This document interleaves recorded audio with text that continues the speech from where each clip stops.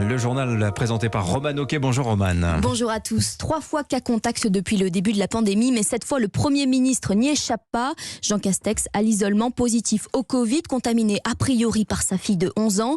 Il participera donc à distance au Conseil de défense sanitaire prévu demain.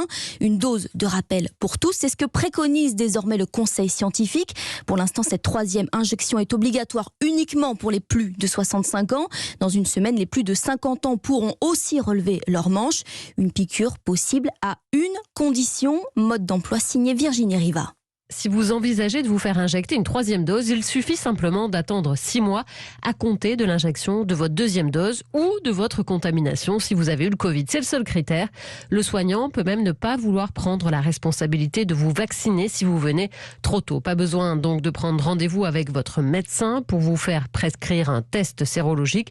Une sérologie ne vous aidera pas à savoir si vous êtes encore protégé par le vaccin, comme l'explique Alexandre Blebtreux, infectiologue. Ça a un intérêt scientifique pour savoir quel est votre taux d'anticorps et à combien il remonte après une vaccination, mais pour tout à chacun, ce n'est pas nécessaire.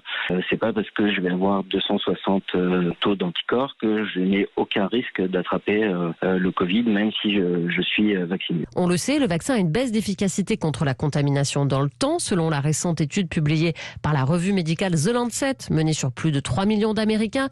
Le vaccin Pfizer protège à 90% contre l'infection, mais à 47% seulement après 5 mois. En revanche, l'efficacité contre le risque d'hospitalisation se maintient au moins 6 mois à 93%. Virginie Riva,